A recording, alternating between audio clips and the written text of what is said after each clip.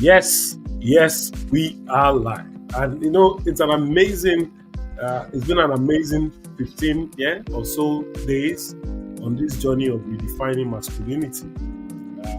And like I told you, some of the things that spurred this discourse was essentially around my own experiences over the last 20 years in marriage. I haven't gone through the storms.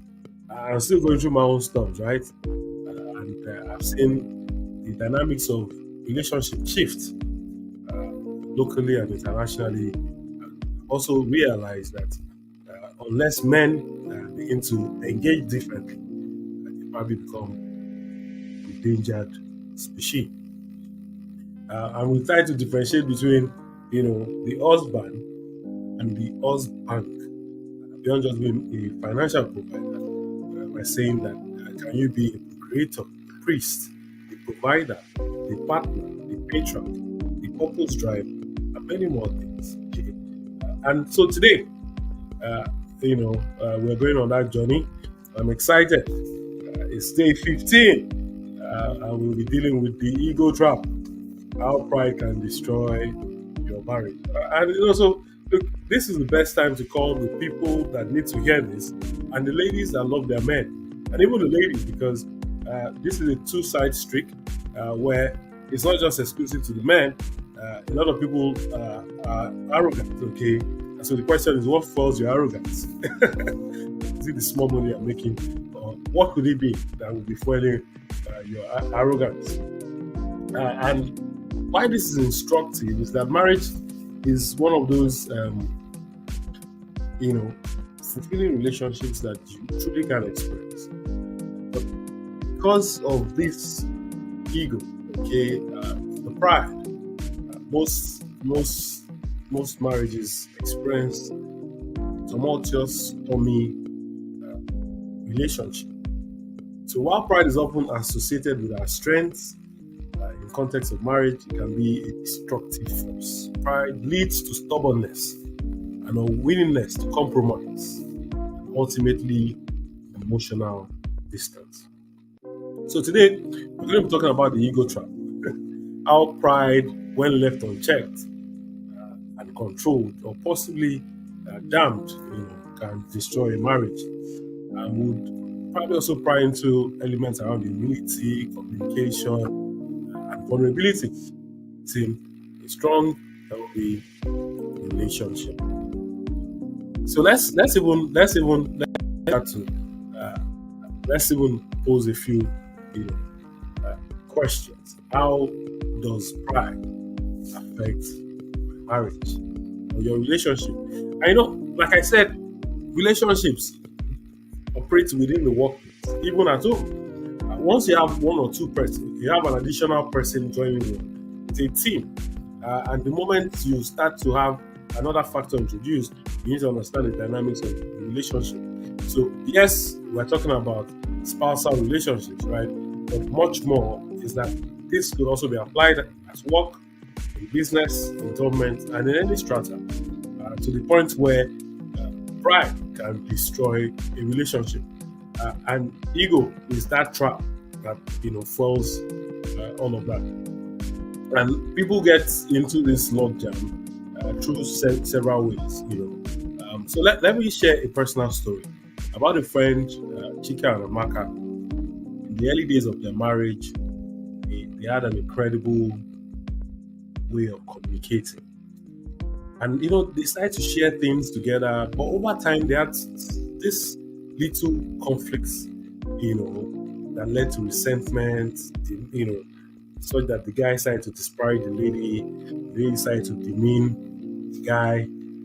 And instead of resolving these issues, they boxed them up to the point where, as Chike started to rise up in his career, I think somehow he just started to fuel his ego.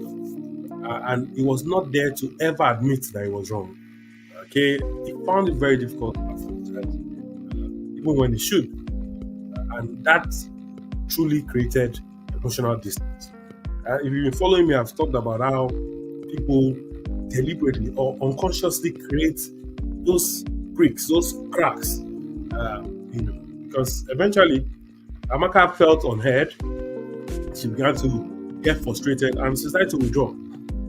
And even when she wanted GK to open up, GK was just driven by whatever it was spoiling his ego, by that pride. And you know what we say about pride? It comes before the fall.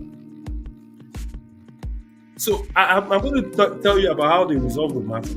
But let's even begin to talk about how this pride affects marriage, okay, and relationships. Because people are prideful, the ability to apologize, is one of the things that leads to unresolved conflicts. Because if you don't get to the point where you're even able to come to admit that you're wrong, whether you like it or not, it has started to create some distance. Okay?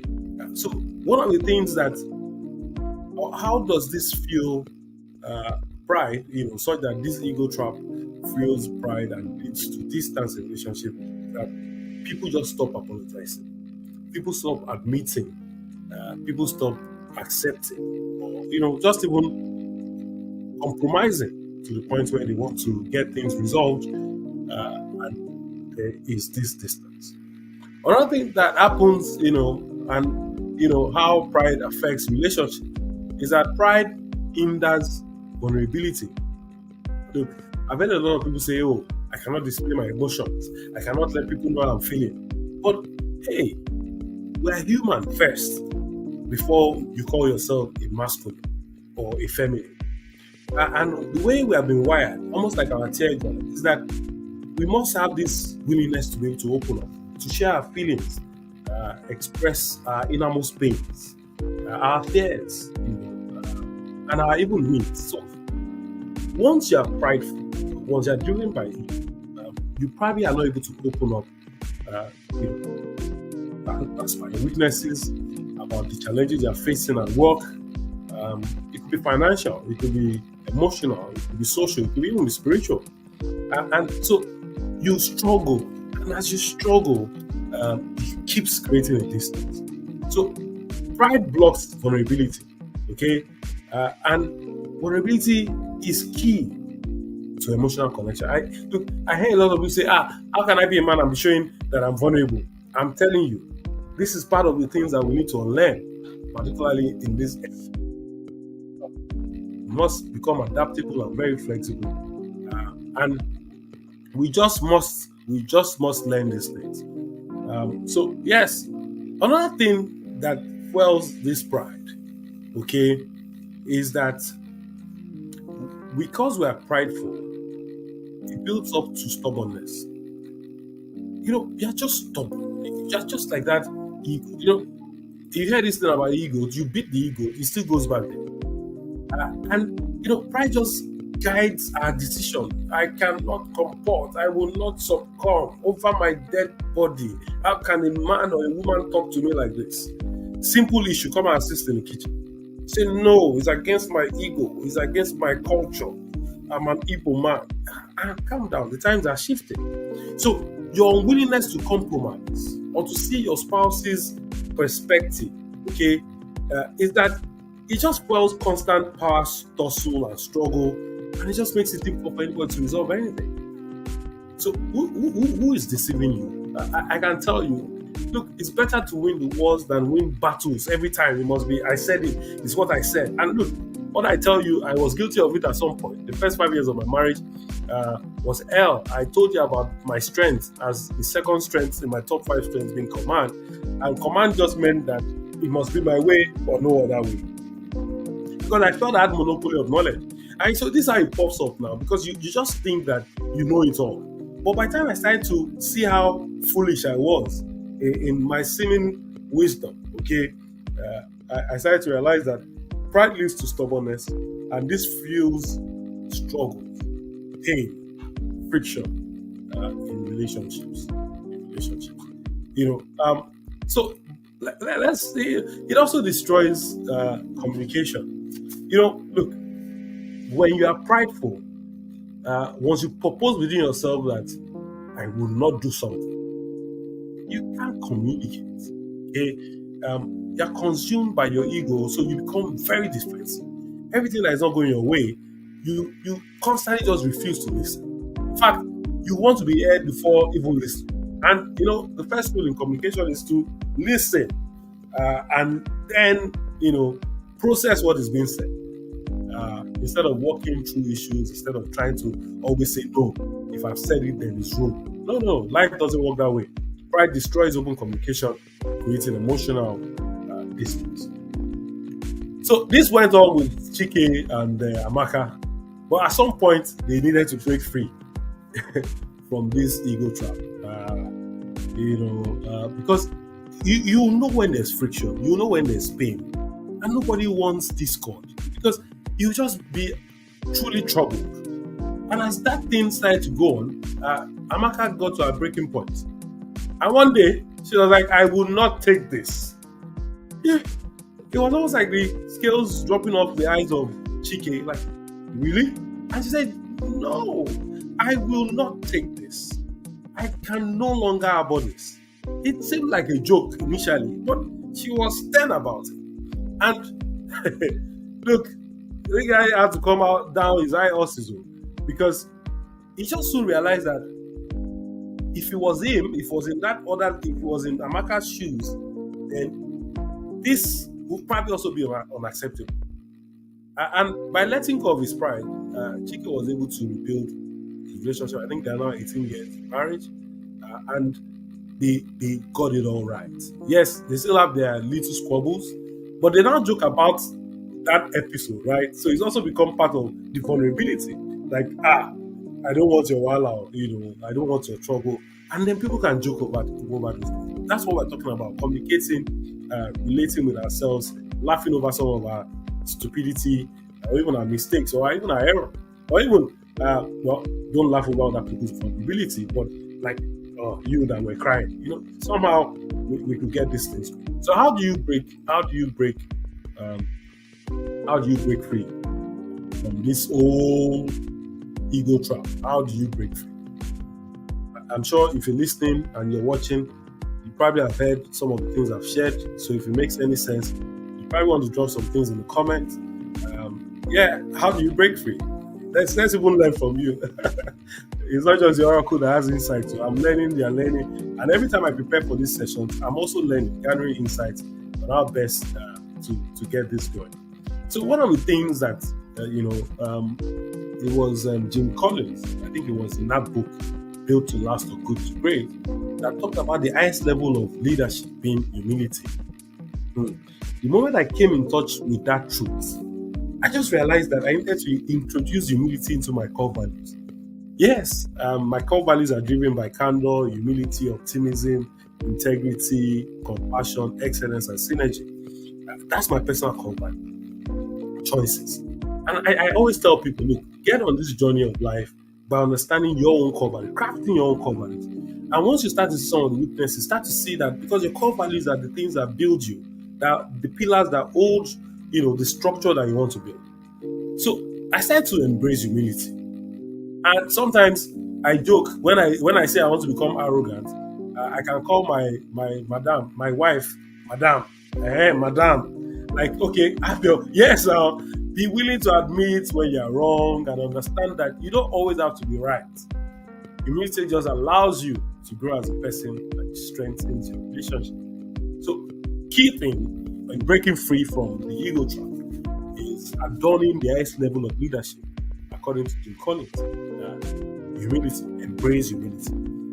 Look, if I listen to me now, say, look, I embrace humility. There's power in words, right? Because humility is the key to overcoming pride and strengthening your relationship. Whether at work, whether at home, whether in the political arena. Be humble. Be humble. You not know. Be humble. The other thing is you must learn to apologize. Look, somebody's looking at me and say, hey, that one go hard though. No, say sorry. It's a power tool. It's a weapon. If you weaponize saying sorry, not just flippantly, but purposefully, you will soon realize that you can get things done. Genuine apology goes a long way. You know, you just find out that once you're sincerely apologetic, you started to build trust and you started to build connection. You see, look, once you're able to build trust, move beyond control to connections, you'll find out that as soon as you let go of pride, you start to learn how to apologize, without even excuses. It's not by saying, I didn't want, no, you genuinely apologize. And so I tell people, I say, look, sincere apology can can heal wounds, yeah, and rebuild trust in relationship, in marriages, in whatever it is. Then the other thing, this one, as a Toastmaster, they say feedback is the breakfast of champions. Okay, look, pride just makes us defensive. You didn't comb your hair. They say, oh, can you comb your hair? You start arguing. They're giving you feedback. Okay, this your shirt is not aligned. They're telling you it will help you now. You need honest, open feedback. Because this feedback, your wife needs you to compliment her. You need you to compliment your wife. So if you guys are able to compliment yourselves with good feedback, then you are better. It's not war now. It's a team. You are working as a team. So be open. Be open to feedback. Because being open to feedback, it just strengthens communication and ensures there's emotional growth. So you see your spouse. So and lace it up now. Lace it up with some honey. So you don't just go and say that your lipstick is off point. No, I would have loved a milder blend of red. Say it with some panache. Is it panache or panache? Well, anyway, you understand what I'm saying. But be open. When we are open, it strengthens communication and emotional growth. Another thing, and another way we can, deal with some of these things, to prioritize the relationship over being right. See, a snake came into the room, right? Does it matter who killed the snake? No. Is that the snake was killed? And we are all being saved, right? Whether it's a child, whether it's the adult, whether it's a trap. Let's prioritize relationships over being right. You see, this thing of I want them to know it's me is even the highest level of immaturity. You become obsessed by saying I said it. Hey, look, the guy that is a leader he knows eventually you to point to him. So he lets things just flow. It doesn't have to be me. You could even achieve strategically what you want without saying anything. Okay? So being right isn't as important as maintaining a healthy, working relationship. With my teammates, with my partners, on my board, sometimes I just let it go. It's not top priority. Can we build a relationship? Let go of arguments. What is most important is that we have most loving things to do. We have continents to conquer. We have cities to overcome. We have things that we want to bet, exploits we want to deploy. So prioritize your relationship over being right. And then I said this madly earlier on, but you must just practice vulnerability. I don't know who told us that men shouldn't cry. I recall growing up, and they say a man, or they say man up, and the man is dying. He's dying. He's eating up his system. Then he breaks up one day, and he has stroke or something. Then you say, and he didn't tell me anything. Is that he did not practice vulnerability. So sometimes I just go break down. Like even when I'm worshiping, I'm dealing with my issues, I break down and cry. Irrespective of whoever is there. Look, it builds my intimacy with the Maker. It helps me to express my emotions and connect on a different level. And honestly, I tell you guys, try this. Yeah, you have emotions now. Emotions. Your emotions are emotions. The currency. Let them flow. Stop abhorring those emotions, because eventually, when they break, it's gonna bust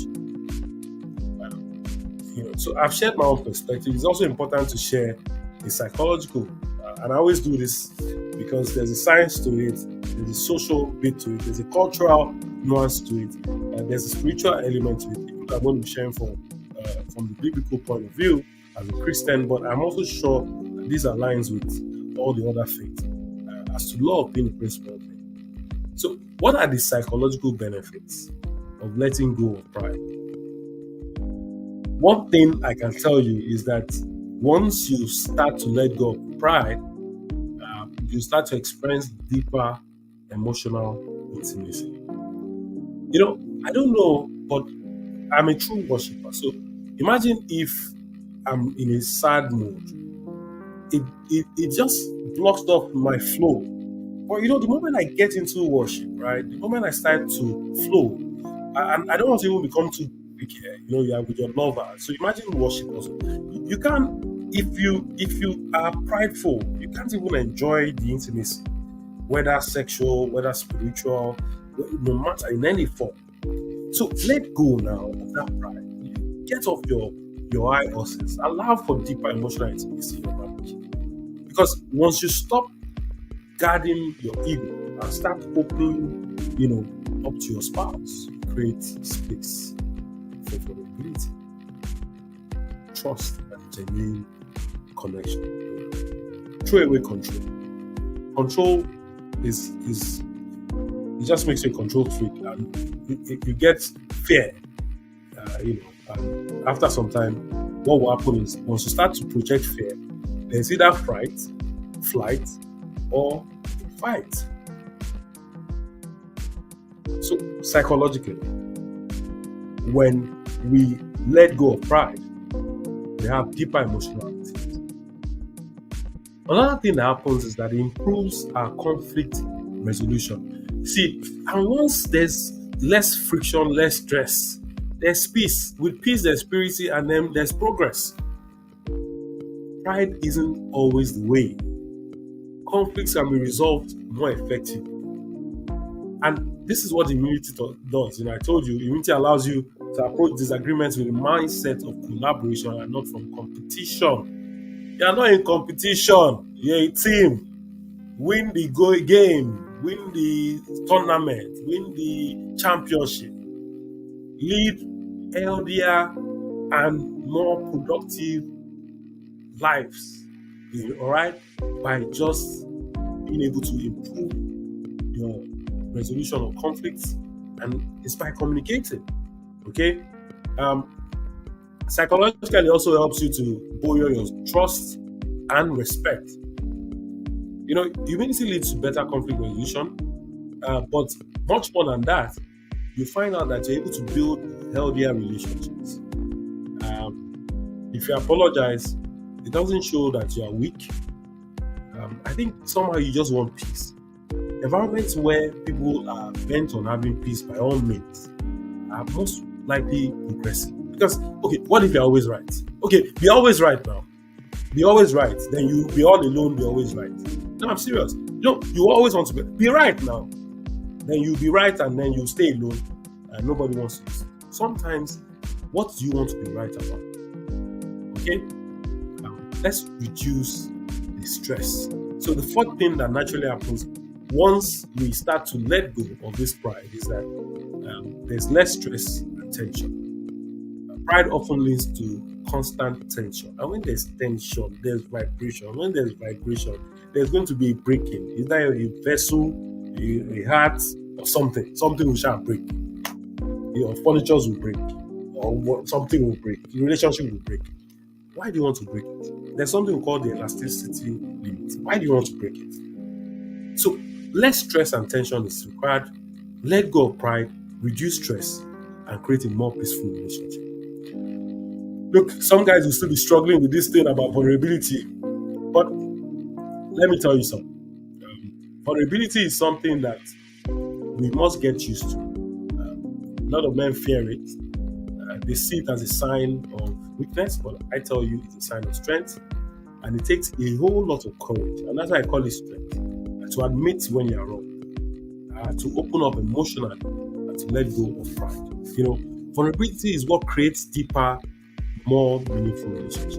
I don't know how you want to convince me otherwise, but look, pride must just lead to a fall, and it will slowly destroy you, destroy your connections, destroy everything you have. So true strength in marriage comes from being willing to be vulnerable, humble, and open to growth. So let's quickly run through the biblical perspective. I've given you the social, the cultural, the psychological benefits. So let's even start to talk about the and two scriptures come to mind. Two scriptures. So there's Proverbs 16:18. And it talks about pride going before destruction, and that a haughty spirit before a fall. Okay, this scripture just reminds me of the dangers of pride, especially in relationships. Pride leads to division, conflict, and ultimately the destruction of what you've built.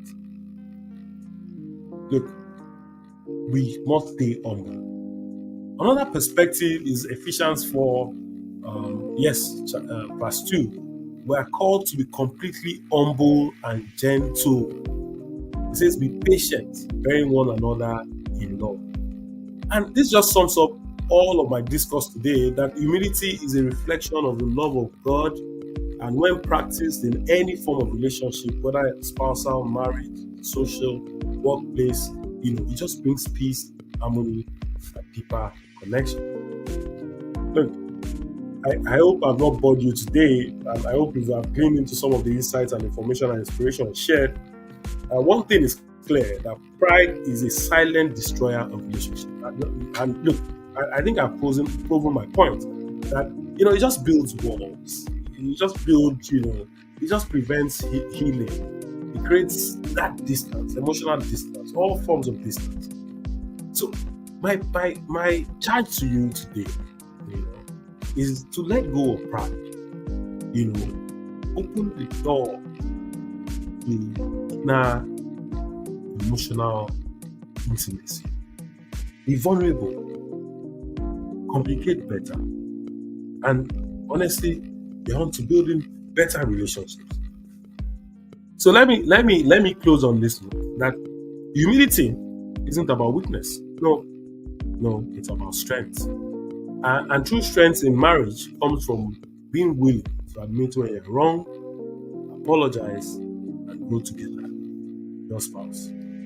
Ladies and gentlemen, to the guys and the ladies that love them, I know you've been blessed. What you need to do, press that thing. There's something that says subscribe. Yes, subscribe. And then don't just subscribe, share with someone. For me, this has been enriching. People just listening and hearing and sharing. And I hope that this probably sits within your heart. You're able to, replicate same towards having healthier relationships. I hope to see you tomorrow. Okay? And just note, even if you didn't remember anything, that pride is a silent destroyer of relationships. So then, see you tomorrow. Enjoy the rest of the day. Be redefined.